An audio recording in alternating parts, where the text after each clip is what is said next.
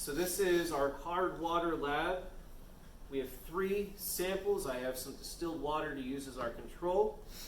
I have our intentionally spiked with calcium hard water sample, and this hard water is actually going to cause less bubbles to form if we add soap to it. Hard water makes it harder for the bubbles to form. It forms soap scum. So if there's any evidence of hard water being present in our sample, that's the effect that we should see. And then we intentionally have a purified sample to use as our second source to show you the difference in the production of bubbles for each one of these samples. This lab is super simple. We're going to take these 3 test tubes. Test tube 1 has our distilled water as our control. This second test tube has our hard water.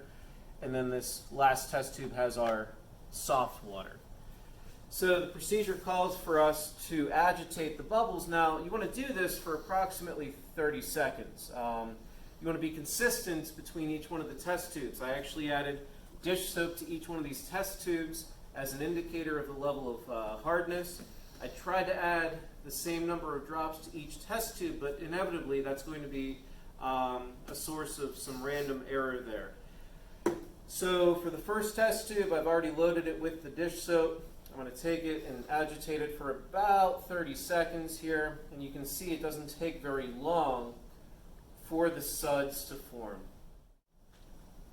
And after about 30 seconds of agitation for each one of these test tubes, we're actually going to measure the level of the soap suds from